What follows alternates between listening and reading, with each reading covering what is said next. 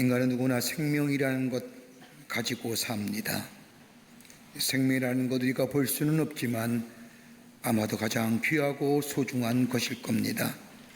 그래서 우리 예수님도 천하보다 귀한 것이 생명이라고 말씀하셨습니다. 그런데 생명을 무엇으로 정의할 수 있을까요? 생명이란 무엇입니까? 마치 의사가 핀셋으로 딱 집어 이것이 생명이라고 말할 수 없는 것이 생명입니다. 그 누구도 이것이 생명이라고 딱히 정의할 수가 없습니다. 그러나 생명은 신비로운 것이며 보이지 않는 것이지만 우리 속에 있어 오늘도 우리가 살아 움직이게 하는 것이 생명입니다. 성경은 생명의 문제를 말씀하시면서 잘 사느냐 못 사느냐 오래 사느냐 일찍 죽느냐 이런 건 말하지 않습니다. 생명의 문제를 말할 때 무엇으로 살 것이며 어떻게 살 것인가에 대하여 말씀하십니다. 그러면서 그 생명의 문제에 대한 대답, 다시금 예수 그리스도의 부활이라고 하는 것으로 설명하고 있음을 보게 됩니다.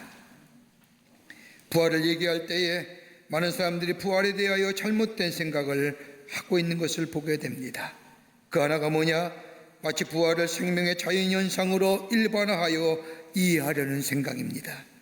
땅에 씨앗을 심으면 그것이 싹이 돋고 꽃이 피고 열매를 맺는 것처럼 일반적으로 죽었으니 살 것이고 살았으니 죽을 것이라고 하는 생각으로 부활을 하나의 생명 과정으로 이해하려고 하는 것, 이거 기독교에서 말하는 부활 아닙니다. 어떤 사람은 예수 그리스도의 부활을 철학적 견해에 있는 영혼 불멸설로 연관시켜 이해하려고 합니다. 흔히들 육체는 썩어지지만은 영혼은 죽지 않는다고 하는 사상, 여러분 이것 또한 우리 기독교에서 말하는 부활 아닙니다. 어떤 사람은 부활을 가리켜서 환생으로 생각하는 사람들도 있습니다. 마치 성경에 나오는 것처럼 나사로처럼 죽은 자가 다시 살아난다는 겁니다. 여러분 성경 말씀을 보십시오. 나사로가 무덤에서 사흘 만에 살아난 것은 사실이지만은 그를 가리켜서 부활했다고 얘기하지 않습니다. 그저 살아났다고 말합니다. 그는 다시 죽었습니다. 그러기에 그는 단지 특별한 병에서 다시 깨어났을 뿐이라고 성경은 말합니다. 이것 또한 성경에서 말하는 예수 그리스도의 부활은 아닙니다. 씨앗이 땅에 떨어져 싹이 나고 열매를 맺는 것 부활이라고 말하는 것 아닙니다. 생명이 없는 계란이 깨지면서 병아리가 나온다고 하여 부활이라고 말할 수 없습니다. 구제할 수 없는 인간이 중생하여 새로운 삶을 살아간다고 하여 저가 부활했다고 얘기하지 않습니다. 부활은 다른 것이 아니라 새로운 생명으로의 나아감, 죽은 것으로 끝나는 것이 아니라 새로운 생명으로의 나아감, 새로 살아 영원히 사는 것이 부활이라 할 수 있을 겁니다. 예루살렘을 방문하는 사람들 가운데 성지에 가서 실망하는 것이 두 가지 이유가 있다고 합니다. 하나는 시대가 너무 바뀌었다는 겁니다. 2000년 전에 일어난 사건들 아무리 찾아보려고 해도 찾을 수가 없다는 겁니다. 예수님께서 십자가를 지시고 걸어가셨던 비오돌로로사의 길, 지금은 아랍의 상인들이 그 장사하는 상권이 되어 오고 가는 순례객들에게 물건을 파는 데 혈안이 되어 있습니다. 예수께서 십자가를 지시기 전에 땀이 핏방울이 되도록 기도했던 겟세마네 동산은 지금은 히피들의 보금자리가 되어 변해버린 것을 보면서 실망합니다. 또 하나 실망이 있다고 한다면 대부분은 예수님께서 부활하신다는 것을 믿지 않는 사람들, 저들은 예수님이 아니 계신, 예수님이 묻혔다고 하는 무덤에 가 빈 무덤을 발견하고 실망한다고 합니다. 그러나 빈 무덤은 기독교 믿음의 중심이요 뿌리요 예수님이 부활하셨다는 증거입니다. 누구나 사람들이 죽으면 죽은 자의 묘 위에 누구누구의 묘라고 쓰여지지만은 예수님의 무덤은 빈 무덤입니다. 기독교의 복음은 여기서부터 시작이 되는 겁니다. 그러게 누가복음 24장 5절과 6절의 말씀을 보면 예수 그리스도의 부활하심의 첫 메시지가 어찌하여 사한 자를 죽은 자 가운데서 찾느냐, 여기 계시지 않고 살아나셨느니라고 말씀하신 것을 보면 기독교의 신앙은 부활이 중심이요 기독교의 시작이 바로 이 부활에 있음을 보게 됩니다. 더 나아가 바울은 예수님의 부활하심에 대하여 고린도 교회에 편지하면서 고린도서 15장 1절부터 19절에 있는 말씀을 통하여 가정법을 사용하여 예수 그리스도의 부활에 대하여 말씀하는 것을 보게 됩니다. 바울은 부활장이라고 하는 고린도서 15장의 말씀을 통하여 만일 부활이 없다면 가정 아래 세 가지의 불행한 결과에 대하여 말하고 있음을 보게 됩니다. 예수 그리스도의 부활이 없다면 바울은 메시지 없는 교회가 된다는 겁니다. 고린도전서 15장 14절의 말씀을 보면 그리스도께서 만일 다시 살아나지 못하셨으면 우리가 전파하는 것도 헛것이요 너의 믿음도 헛것이라. 예수 그리스도의 부활이 없다면 교회는 메시지를 잃어버리고 그리스도인들은 믿을 것이 없다는 겁니다. 그러기에 교회가 전하는 복음의 핵심은 예수 그리스도의 십자가 사건과 더불어서 3일 만에 부활하셨다는 것이요, 이것이야말로 기독교 복음의 핵심이라는 겁니다. 또 하나 또 간다면 예수 그리스도의 부활이 없다고 하면 교회는 거짓말하는 교회가 된다는 겁니다. 고린도전서 15장 15절의 말씀을 보면 우리가 하나님의 거짓 증인으로 발견되리니, 예수 그리스도의 부활이 없다고 한다면 우리가 전하는 거나 우리가 선교하는 거나 우리가 전도하는 거나 그 모든 것이 다 거짓 증거가 된다는 겁니다. 2000년에 걸쳐서 수없이 외쳤던 이 복음이 다 거짓말이 된다는 겁니다. 그러기에 교회에 전할 복음은, 하나님의 제단에서 선포되어야 할 복음은 바로 예수 그리스도의 부활이라는 겁니다. 또 하나 바울은 예수 그리스도의 부활이 없다면 구원 없는 교회가 된다고 말합니다. 고린도서 15장 17절의 말씀을 보면 그리스도께서 다시 살아나신 일이 없으면 너의 믿음도 헛것이되고 너희가 여전히 죄 가운데 있을 것이요 라고 얘기하면서 예수님의 부활하심이야말로 구원과 더불어 우리의 영원한 생명과 직결된다는 겁니다. 그러기에 우리가 십자가를 믿는 것은 예수의 죽음과 내가 연합하여 나의 죄가 소멸될 뿐만 아니라, 우리가 예수 그리스도의 부활을 믿는 것은 예수의 새로운 생명의 역사가 나와 연합하여 내가 영원한 생명을 얻는 것이고, 그러기에 만일 예수 그리스도의 부활이 없다면 우리의 믿음도 헛것이고 여전히 우리는 죄 가운데 있을 것이라고 말하며 예수 그리스도의 부활이야말로 기독교의 복음이요 핵심이요 우리에게 전할 것이라고 바울은 말씀하고 있습니다. 오늘 본문의 말씀을 보십시오. 예수님이 십자가에 죽으신 뒤에 유월절 일찍 아침에 마리아와 세 여자가 예수님의 무덤을 찾아갑니다. 찾아갔을 때에 무덤이 열려지고 예수님이 안 계신 것을 보고 저들이 두려워서 놀라 떨고 있을 때에 부활하신 예수님께서 나타나시어 당신의 말씀하신 대로 부활하셨다고 보여주시며 저들을 기쁘게 합니다. 그런데 오늘 성경의 말씀을 보면 이런 놀라운 사실을 접한 제자들, 말씀대로 사흘 만에 부활하신 예수님, 그러나 그 어떤 제자도 부활하신 주님을 믿으려 하지 않습니다. 마태복음 20장 19절의 말씀을 보면 안식 후 첫날 저녁 때에 제자들이 유대인들을 두려워하여 모인 곳에 문들을 닫았더라. 말씀대로 부활하신 예수님, 그리고 저들에게 나타나신 예수님, 이 놀라운 사실을 전해드린 제자들이면 적어도 나가서 예수님을 찾든지 문을 열고 기다려야 할 터인데, 예수님이 안에 계신다는 것 때문에 혹시 유대인들의 핍박과 박해를 두려워하여 문을 굳게 닫고 떨고 있었다는 겁니다. 이때에 부활하신 예수님께서 저들에게 찾아오시어 너희에게 평강이 있을지어다 라고 말씀하시며 부활하신 모습을 보여주실 뿐만 아니라 그리고는 성령을 받으라 말씀하십니다. 여러분 한번 생각해 보십시오. 부활하신 주님을 본 제자들이 얼마나 기뻤겠습니까? 얼마나 감격스럽겠습니까? 우리 지난 사순절을 보내면서 예수님이 마지막 돌아가시긴 40일 전에 행적을 쭉 말씀 속에서 살펴보며 사순절을 보내고, 지난 주간 고난주간을 보내며 마지막 성금요일에 예수님의 죽으심을 기념하면서 성만찬을 하면서 얼마나 우리의 마음이 어둡고 무거웠는지요. 그는 오늘 부활의 아침에 비록 우리의 입은 마스크로 봉했다 할지라도, 그러나 예수 그리스도의 부활이 사실이기에 이거 외치지 않으면 안 되기에 오늘 주의 전에 모여서 우리가 하나님 앞에 예수님 부활하심을 감사하며 예배드리는 이 시간, 그런데 제자들 보십시오. 그 주님을 보는 순간 얼마나 기뻤겠습니까? 얼마나 감격스럽겠습니까? 그런데 마침 부활하신 그 자리에 예수님의 제자인 도마가 없었습니다. 도마가 없는 사이에 부활하신 예수님을 만난 제자들이 도마를 만났을 때에 우리가 부활하신 주님을 만나보았습니다, 예수님이 부활하셨습니다라고 이야기하자, 이 말을 들으니 도마가 오늘 요한복음 20장 25절의 말씀을 보면 내가 나야 그 손에 못자국을 보며 내 손가락을 그 못자국에 넣으며 내 손을 그 옆구리에 넣어보지 않고는 믿지 아니하겠노라고 말합니다.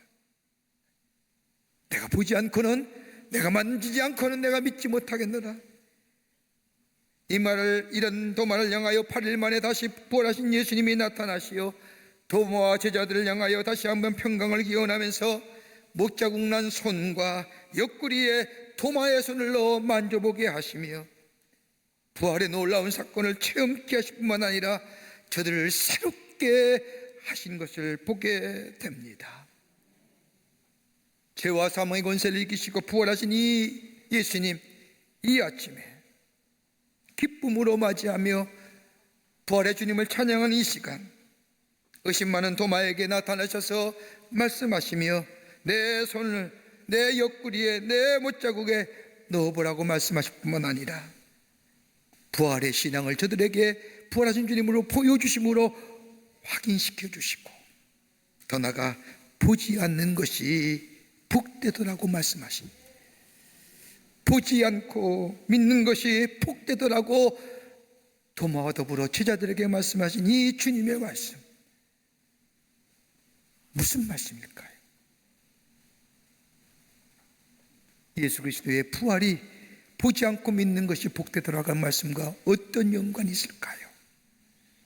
오늘 이 부활절 아침에 오늘 본문의 말씀을 통해서 함께 은혜를 나누며 우리 안에 부활의 기쁨이, 부활의 놀라운 은혜가 충만해지시기를 먼저 주의 이름으로 축원합니다.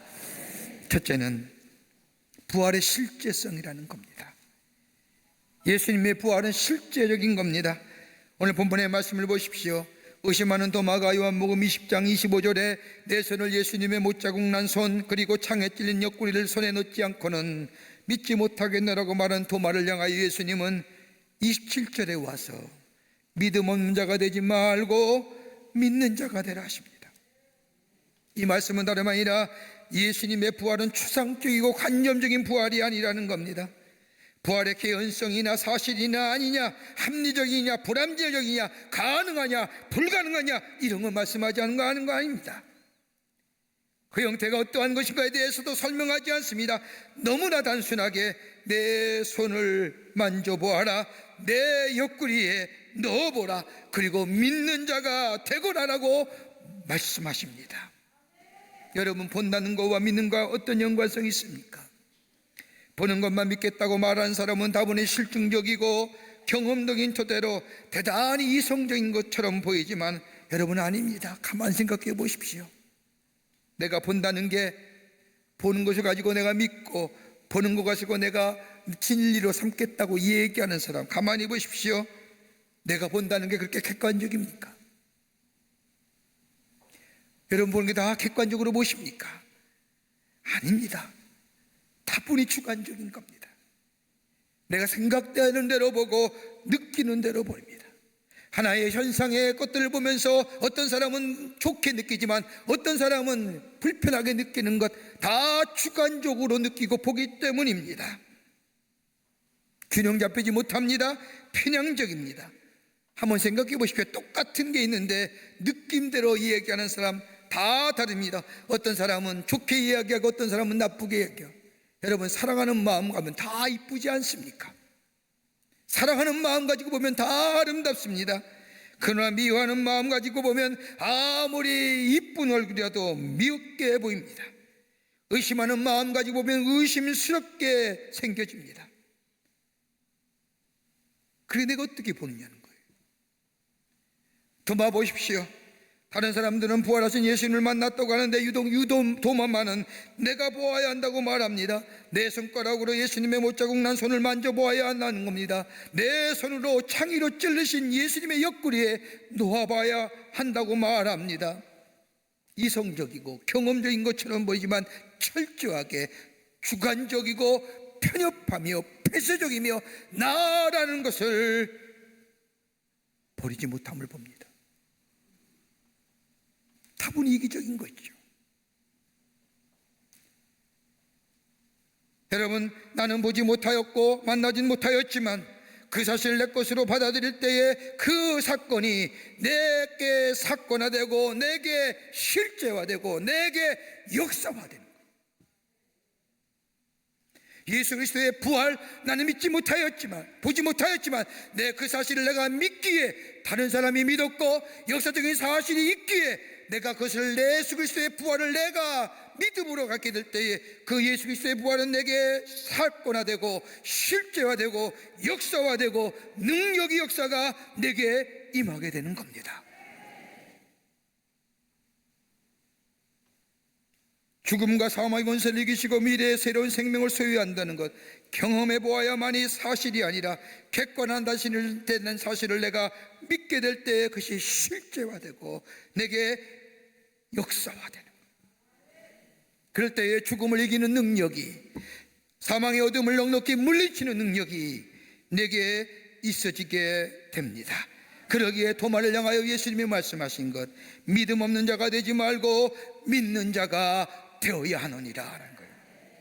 오늘 죄와 사망의 권세를 이기시고 부활하신 예수님, 그 예수님 내가 믿게 될 때에, 아멘 하게 될 때에 그 부활의 주님은 내게 사건화되고 내게 실제화되고 내게 역사화되어 죄와 사망의 권세를 물리칠 뿐만 아니라 어둠을 넉넉히 이겨 승리하는 새로운 생명의 역사를 경험하는 하나님의 백성이 될 줄 믿습니다. 두 번째는 예수 그리스도의 부활은 생명지향적이라는 겁니다. 오늘 말씀을 읽지 않았지만 요한복음 20장 31절의 말씀을 보면 예수님께서 도마에게 보이시고 제자들에게 말씀하시기를 너희로 믿고 그 이름을 힘입어 생명을 얻게 하려 함이라고 말씀하십니다. 다른 말로 말하면 예수님의 부활은 우리에게 새로운 생명을 얻게 하기 위함이라는 겁니다. 영원한 생명에 대한 확증입니다. 예수님의 부활은 자연현상이 아닙니다. 다른 종교에서 말하는 것처럼 유래론적이고 또한 아닙니다. 더더구나 인간의 이성이나 철학적인 방법인 진화론적이나 편집법적으로 설명되고 이해될 것 결코 아닙니다. 예수님의 부활하심은 다름이 아니라 생명으로의 변화입니다. 여러분, 살아있다는 것이 뭘까요? 생명이 있다는 것이 뭘까요? 끊임없이 변화하는 겁니다. 변화를 추구하는 존재입니다. 변화하기를 두려워하거나 변화를 원치 않는 사람은 죽은 생명입니다. 그런데 이 생명의 변화는 두 가지의 것이 있습니다. 하나는 사망지향적인 변화입니다. 여러분, 여기는 강단의 모습을 보십시오. 부활이 떨이라 아름답게 꽃으로 장식되어 있습니다. 이 꽃들 언젠가는 시듭니다. 시들면 죽습니다. 그러면 썩어 냄새가 납니다. 어느 생명이든지 죽어 썩어 사라지는 것이 모든 생명의 과정입니다. 여러분, 우리도 그렇지 않습니까? 우리의 나이가 들면 들수록, 시간과 연수가 가면 갈수록 우리의 마음속에, 우리의 삶 속에 점점점 시들어가는 건 아닌지요? 이 사망으로의 사망지향적 변화예요. 거절할 수 없어요. 거역할 수 없는 거예요. 또 하나 변화가 있다면 생명적 변화입니다. 죽은 것 같은데 그 가운데 꽃이 피어납니다. 아름다움이 솟아오릅니다. 생명이 변합니다.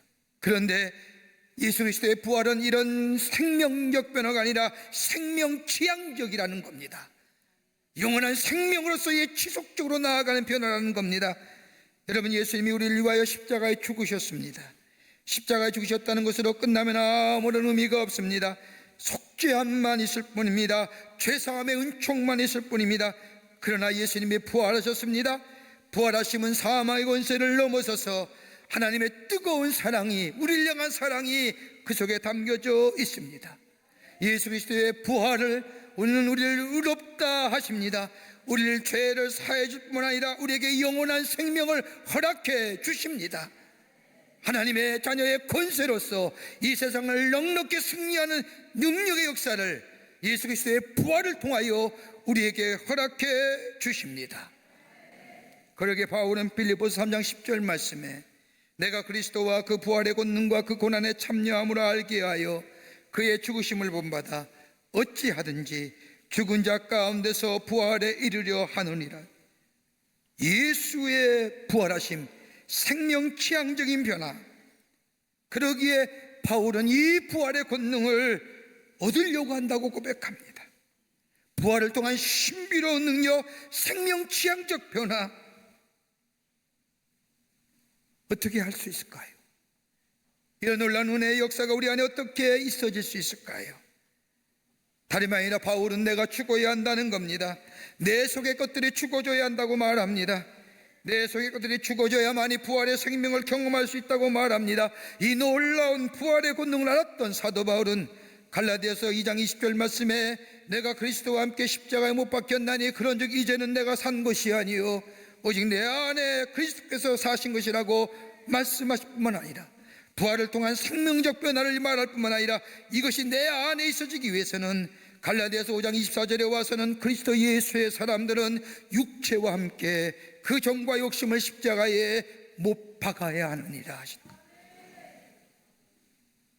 내 속에 죽어줘야 되니 내 것이 죽어져야 내 욕심이, 내 영예가, 내 체면이, 내 학식이 육체와 함께 그 정과 욕심을 십자가에 못 박고 예수께서 부활하실 때에 나도 새로운 생명으로 새롭게 부활하게 될 때에 내 안에 의롭다 하심이, 죄사함의 역사가, 하나님 나라의 백성으로서의 권능의 역사가 우리 안에 임하며 이로 인하여 새로운 창조적 변화를 경험할 뿐만 아니라 영원한 생명을 소유하는 하나님의 백성의 삶으로 살아가게 됩니다.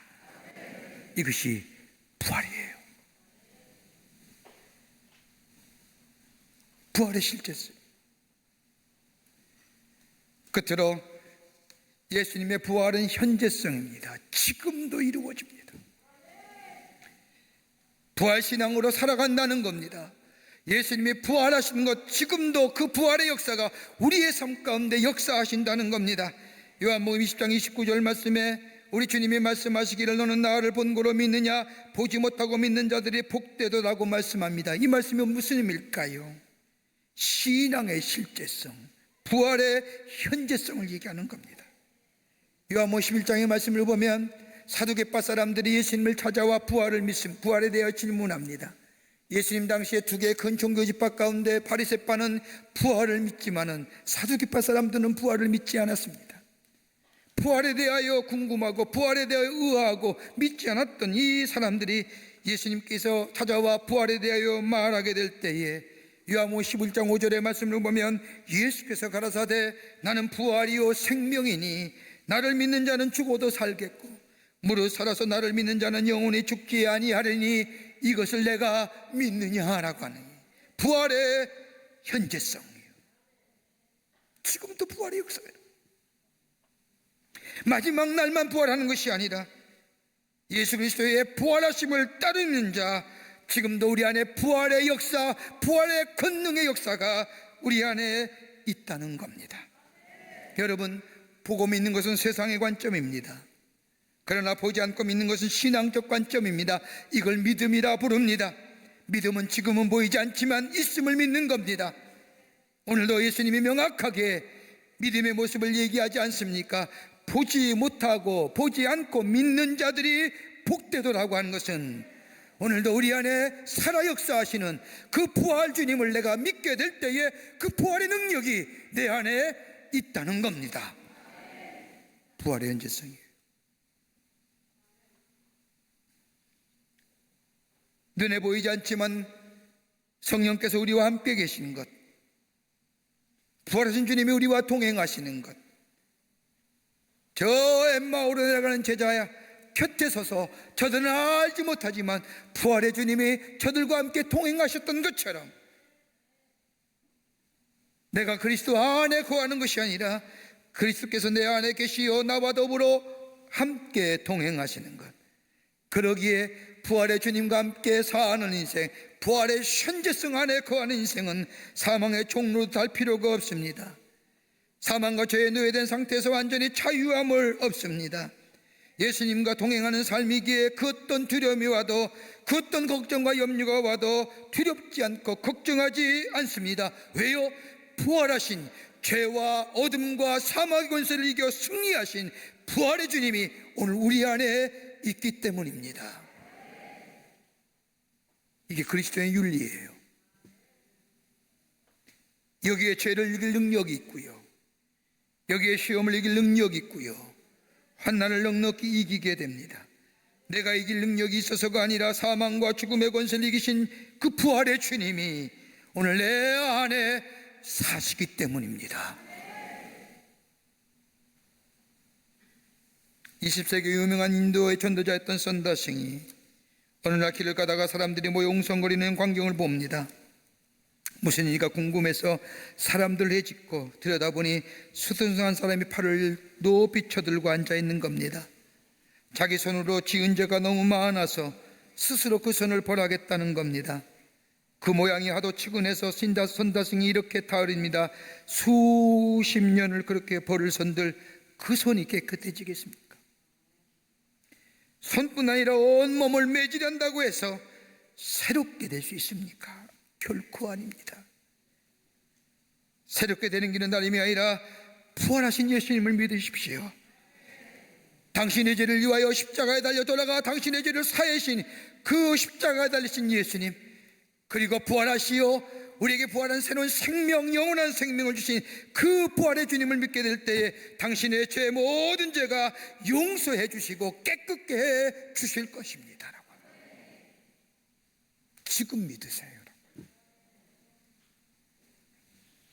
여러분, 명상이나 수양이나 고향이나 우리의 지식이 나를 새 사람 만들어주는 거 아닙니다. 인간의 본성은 죄의 본성입니다. 그때는 달라질 것 같지만 영원히 달라지지 않습니다.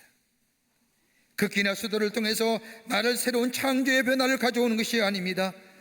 바울이 고백한 것처럼 옛사람이 십자가에 달려 죽고, 그리고 예수님이 부활하신 것처럼 예수와 함께 부활하며, 그리고 오늘 우리 안에 역사하시는 그 주님을 내가 아멘 믿게 될 때에 우리 안에 새로운 창조의 역사, 새로운 변화의 역사, 부활의 실제성과 현재성을 경험하는, 부활의 능력 가운데 사는 하나님의 백성으로 살아가게 될 줄 믿습니다.